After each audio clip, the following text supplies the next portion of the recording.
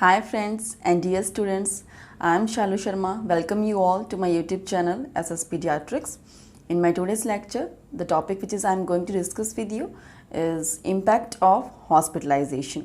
Hospitalisation का एक individual की पर्सनैलिटी, बिहेवियर और उसकी मेंटल स्टेटस के ऊपर क्या इम्पैक्ट पड़ता है वो आज के वीडियो लेक्चर में मैं आपके साथ डिस्कस करूँगी। बेसिकली हॉस्पिटलाइज्ड होना किसी को भी अच्छा नहीं लगता है, स्पेशली हमारी पीडियाट्रिक पॉपुलेशन बच्चों को जो है वो हॉस्पिटलाइज्ड होना बिल्कुल भी अच्छा नहीं लगता। बिकॉज हॉस्पिटलाइज्ड जब बच्चे होते हैं तो उनकी डेली रूटीन में चेंजेस आ जाते हैं। वो अपने पीयर ग्रुप्स, अपने फैमिली मेम्बर्स सबको जो है वो मिस करते हैं एंड उनका जो डेली का रूटीन है वो तो डिस्टर्ब होगा ही, साथ में उनका जैसे वो हॉस्पिटलाइज्ड होंगे तो हॉस्पिटल में उनके ऊपर कुछ प्रोसीजर्स परफॉर्म किए जाएंगे जो उनके लिए पेनफुल भी हो सकते हैं। उनको डिफरेंट मेडिसिन्स दी जाएंगी उनके ट्रीटमेंट के अकॉर्डिंग, ठीक है। तो वो उनको अच्छी नहीं लगेगी मेडिकेशंस लेना, और मोस्ट इम्पॉर्टेंट उनकी एक्टिविटीज़ को हम डिस्ट्रिक्ट कर देते हैं, उनको रोकते टोकते हैं कि ये नहीं करना है, ये नहीं खाना है, ठीक है, रेस्ट करो, सो जाओ, तो उन्हें वो बिल्कुल भी अच्छा नहीं लगता है। तो इन सब चीज़ों का बच्चों की अकॉर्डिंग टू एज ग्रुप उनका लेवल ऑफ अंडरस्टैंडिंग के बेसिस के ऊपर वो कैसे रिएक्ट करते हैं और उनके ऊपर क्या इम्पैक्ट पड़ता है उनकी पर्सनैलिटी और बिहेवियर के ऊपर हॉस्पिटलाइजेशन प्रोसेस का, तो वो आज की वीडियो लेक्चर में मैं आपके साथ डिस्कस करूँगी। So let's start with the topic impact of hospitalization. So start with the topic impact of hospitalization on children. Introduction. Young children will remember their time spent in the hospital with fear and trembling because of their loneliness and pain. ठीक है, तो बच्चे जो हैं वो उनका जो भी टाइम पीरियड होगा जब भी वो हॉस्पिटलाइज्ड होंगे तो उस टाइम पीरियड को वो रिमेंबर करते हैं। अगर उनकी कुछ ऐसी एक्टिविटीज़ उनके ऊपर परफॉर्म की गई होंगी जो उनके लिए पेनफुल हुआ होगा, ठीक है, तो वो उस चीज़ को उनके अंदर एक डर होगा उस चीज़ को लेके, और उनको लोनलीनेस फील होगा क्योंकि वहाँ पे जो है वो इतने ज़्यादा, अगर किसी हॉस्पिटल में ज़्यादा विजिटिंग आवर्स इतना लिबरली अलॉट नहीं किए जाते हैं फैमिली केयर गिवर्स को, तो बच्चे जो है वो लोनली भी फील करते हैं। नो डाउट लास्ट की कुछ अगर हम देखेंगे कुछ टाइम ड्यूरेशन से नियर अबाउट 20 ईयर्स से जो है वो हमारा जो प्रैक्टिसेस हैं उनमें चेंजेस आए हैं। हमने डिफरेंट जो करंट ट्रेंड्स हैं उनको अडॉप्ट किया है अपनी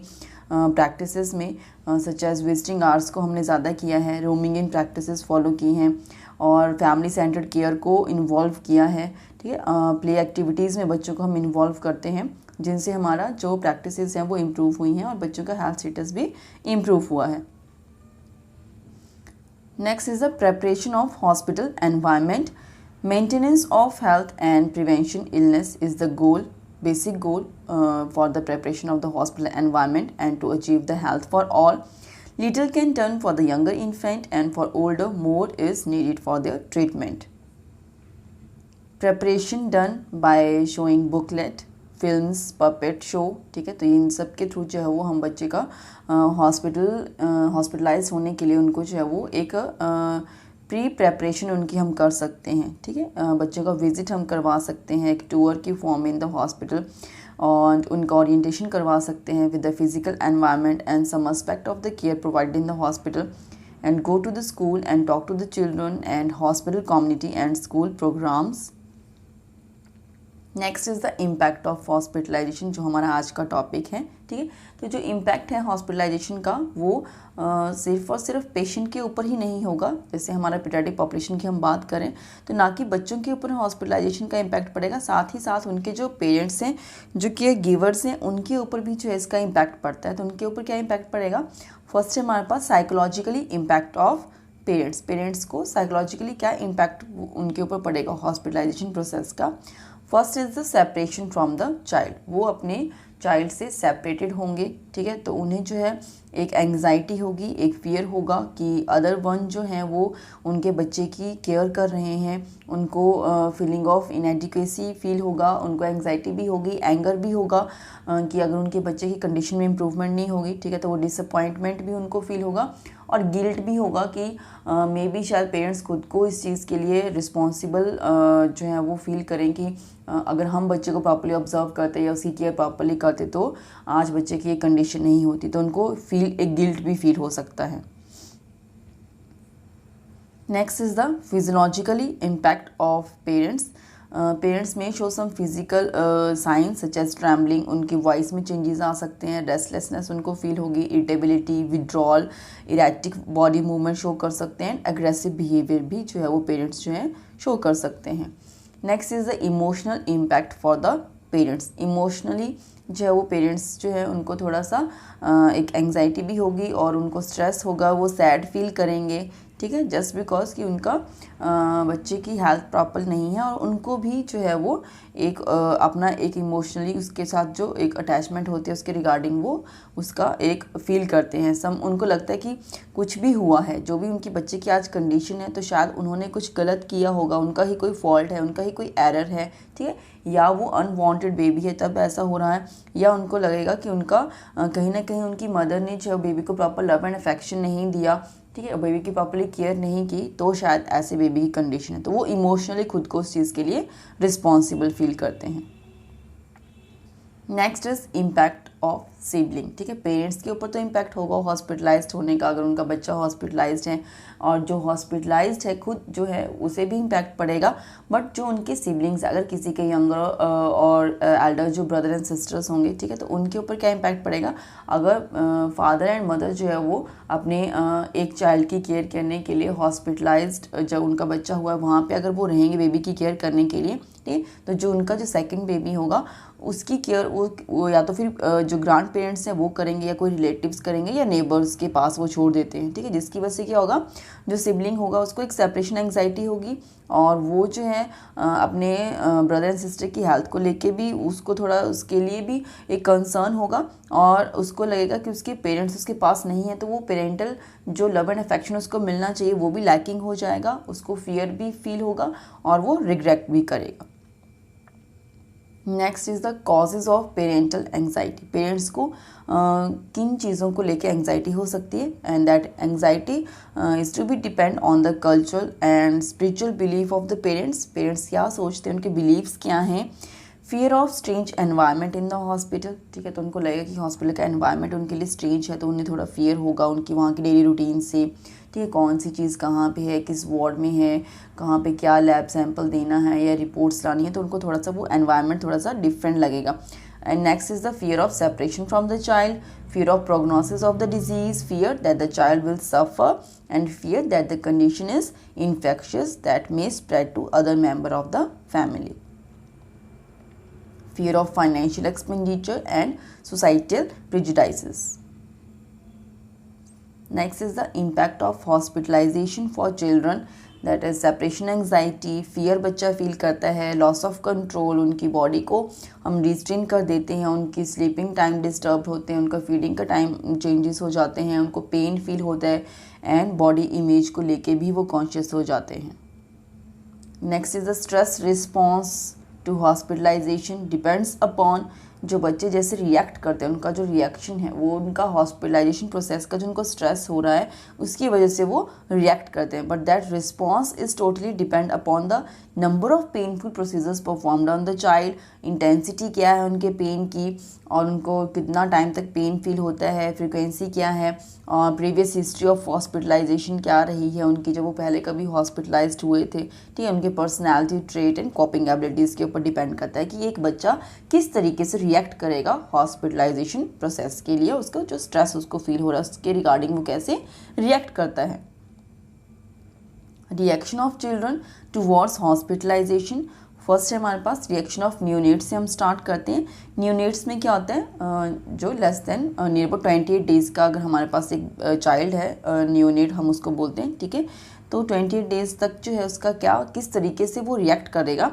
first is to interrupt the mother and child relationship and family integration, ठीक है, तो एक बच्चा और मदर का जो रिलेशनशिप जो बॉन्ड फॉर्म होना होता है, ठीक है, वो चीज़ इम्पेयर हो जाएगी, वो इंटरप्ट होती है, एक ट्रस्टिंग रिलेशनशिप बनना होता है मदर और बेबी के बीच में, वो वहाँ पे इंटरप्ट हो जाता है, इम्पेयर हो जाता है। And inability of the parents to love and care the child, parents भी जो है वो उन्होंने वो चीज़ें सीखनी होती है, लर्न करनी होती है कि अपने बच्चे की केयर कैसे करनी है, उसको लव एंड अफेक्शन देना है, वो चीज़ फील करनी होती है, तो वो भी अपने बच्चे की प्रॉपर्ली केयर करने में कैपेबल नहीं हो पाते हैं एंड वो एक लव एंड अफेक्शन वाला बॉन्ड जो बच्चे और उनके केयर गिवर और पेरेंट्स में बनना होता है वो चीज़ वहाँ पे कुछ एक टाइम के लिए इंटरप्ट कर जाती है।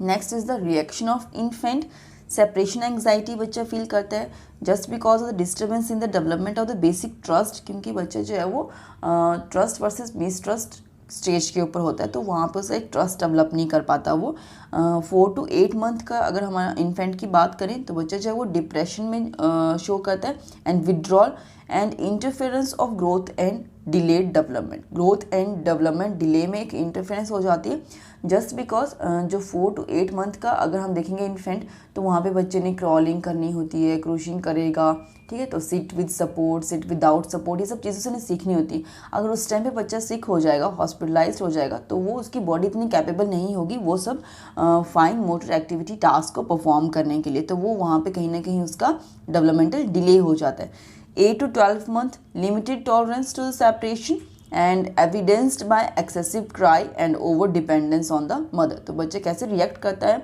उसको थोड़ा सा भी वो अपने पेरेंट्स या केयर गिवर से सेपरेट उसको होना अच्छा नहीं लगेगा। उसके बाद जैसे वो बच्चा रिएक्ट करता है हॉस्पिटलाइजेशन प्रोसेस के लिए, और उसके बाद बच्चा जो है वो एक्सेसिवली क्राई करेगा एंड ओवर डिपेंडेंस हो जाता है अपनी मदर के ऊपर, क्योंकि उसको वैसे ही आदत हो जाती है ड्यूरिंग द हॉस्पिटलाइजेशन प्रोसेस।